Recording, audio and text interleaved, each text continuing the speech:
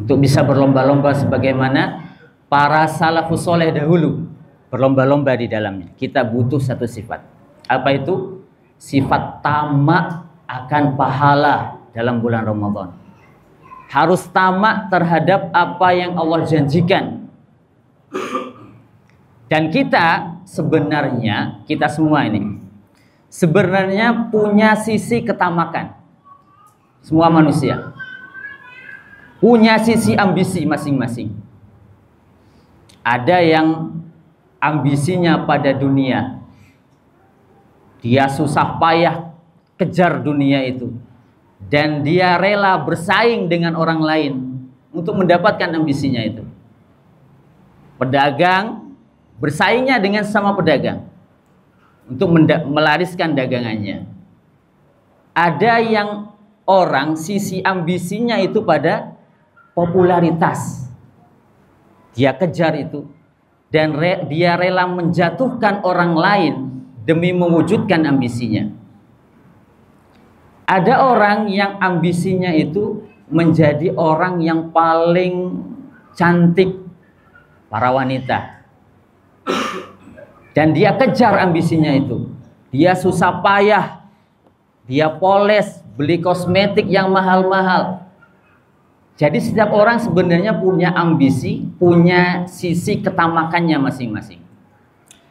Dan orang yang beruntung adalah orang yang bisa meletakkan sisi ketamakan ini, orang yang bisa meletakkan ambisinya ini sesuai dengan apa yang Allah perintahkan, sesuai dengan apa yang Allah arahkan. Apa itu? Allah sebutkan dalam Al-Quran, fastabiqul khairat, berlomba-lombalah kalian itu dalam kebaikan, bersainglah kalian itu dalam pahala. Wa fi dzalika falyatanafasil mutanafisun.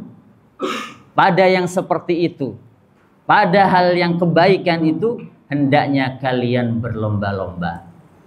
Inilah yang dilakukan oleh para salaf dahulu. Mereka letakkan sisi ketamakan, ambisi mereka itu pada akhirat, pada ketaatan. Itu yang mereka lakukan. Abu Bakar As-Siddiq radhiyallahu taala anhu ketika mendengar Nabi sallallahu alaihi wasallam bersabda, "Inna fil jannati thamaniyata abwab."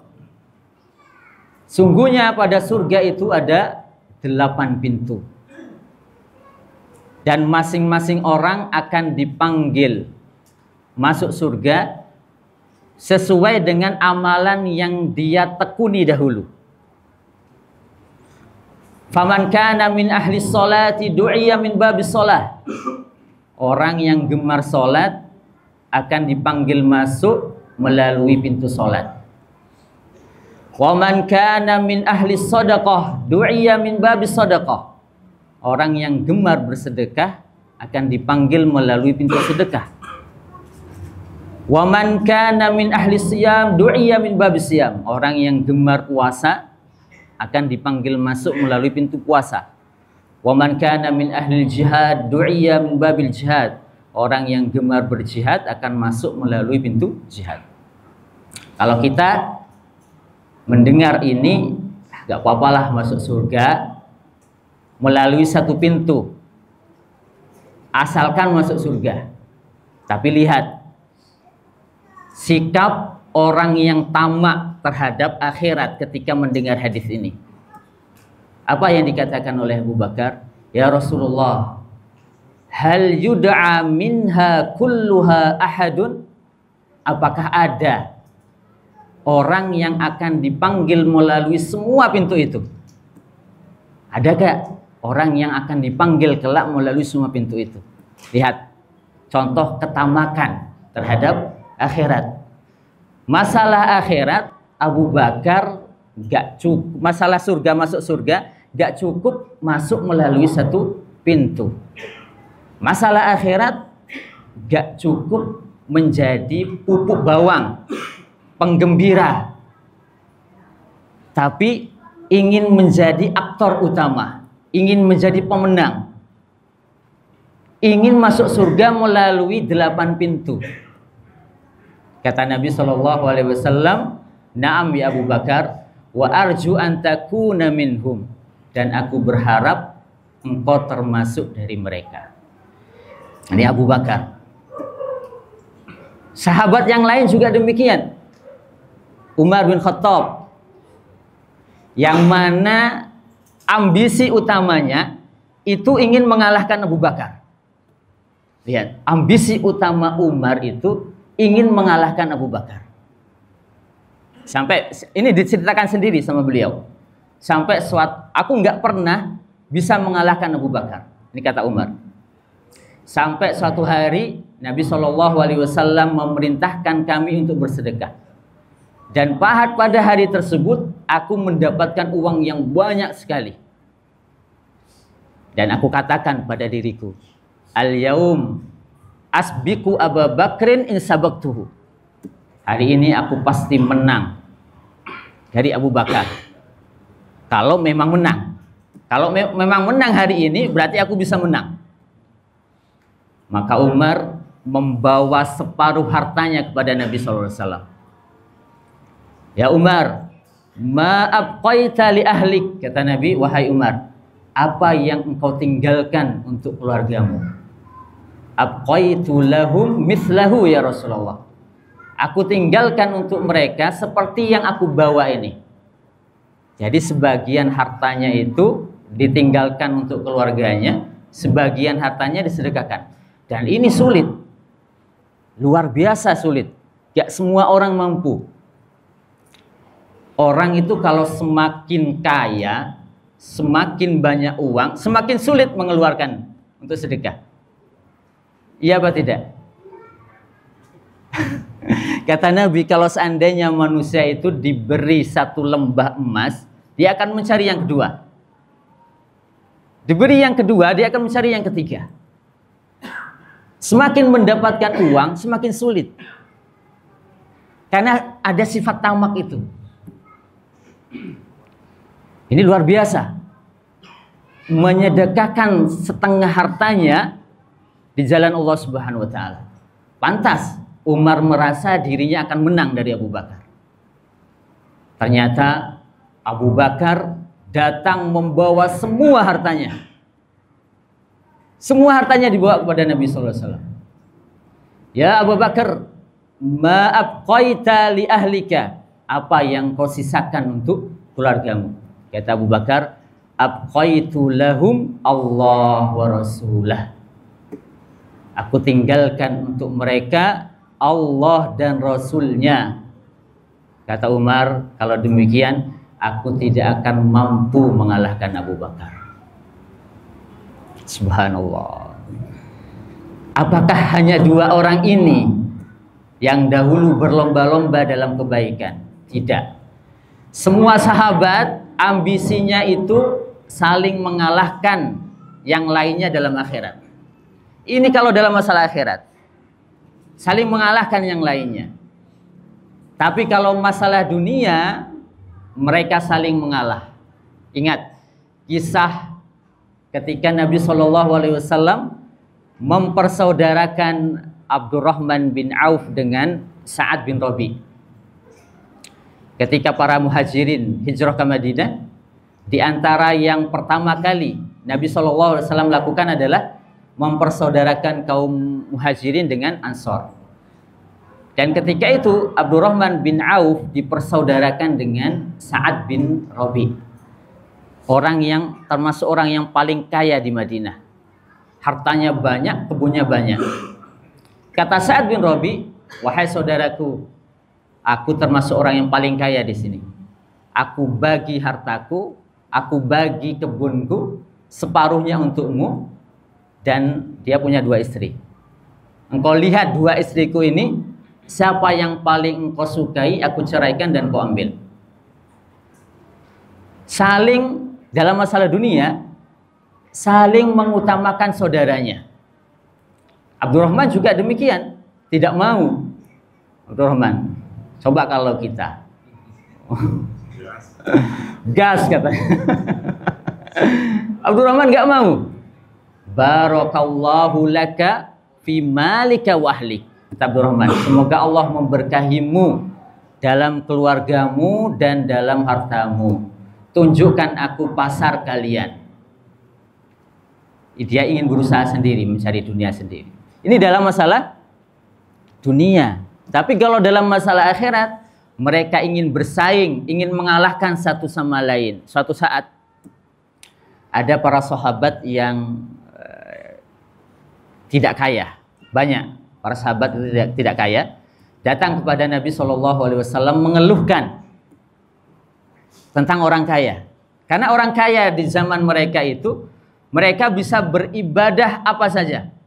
Mereka bisa beribadah ibadahnya orang tidak kaya, seperti sholat, puasa, ya. Mereka juga bisa beribadah dengan harta mereka yang tidak bisa dilakukan oleh orang yang tidak kaya. Mereka bisa sedekah, bisa zakat. Mereka punya keuntungan ini. Para sahabat yang tidak kaya dan jumlahnya banyak itu datang kepada Nabi SAW. Ya Rasulullah, zahaba ahlud dusuri bil ujur. Wahai Rasulullah, orang-orang kaya itu pergi membawa pahala yang banyak. Yusalluna kama nusalli wa yasumuna kama nasumu wa yatasaddaquna bi fuduli amwalihim. Mereka sholat sebagaimana kami sholat, mereka puasa sebagaimana kami puasa, dan mereka bersedekah dengan kelebihan harta mereka, dan kami tidak mampu. Lihat, para orang yang tidak kaya dahulu tidak hasad akan harta mereka, tidak hasad akan harta mereka, akan dunia mereka, namun hasad karena mereka tidak bisa melakukan apa yang orang kaya lakukan berupa sedekah. Kata Nabi SAW, inna fi kulli tasbihatin shadaqah. Kalau orang kaya bisa sedekah dengan harta mereka, engkau juga bisa sedekah dengan tasbih. Setiap satu tasbih itu bernilai sedekah. Wa inna likulli tahmidatin shadaqah. Wa inna likulli takbiratin shadaqah. Wa likulli tahlilatin shadaqah. Wal amru bil ma'rufi shadaqah. Wan nahyu 'anil munkari shadaqah. Wa fi bud'i ahadikum shadaqah. Satu tasbih sedekah, satu tahmid sedekah, satu takbir sedekah, tahlil sedekah, amar ma'ruf sedekah, nahi mungkar sedekah, dan menggauli istri sedekah. Banyak hal-hal yang mana mengerjakannya itu bernilai sedekah walaupun bukan dengan harta. Maka mereka mengerjakan itu. Terdengarlah berita ini oleh orang-orang kaya.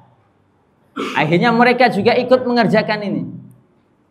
Akhirnya datang lagi orang miskin ini mengeluhkan hal ini kepada Nabi SAW. Kata Nabi, dzalika fadlullahi yu'tihi man yasha. Itu karunia Allah yang Allah berikan kepada orang yang dikehendaki. Mereka saling bersaing dalam akhirat. Apakah hanya sahabat? Tidak.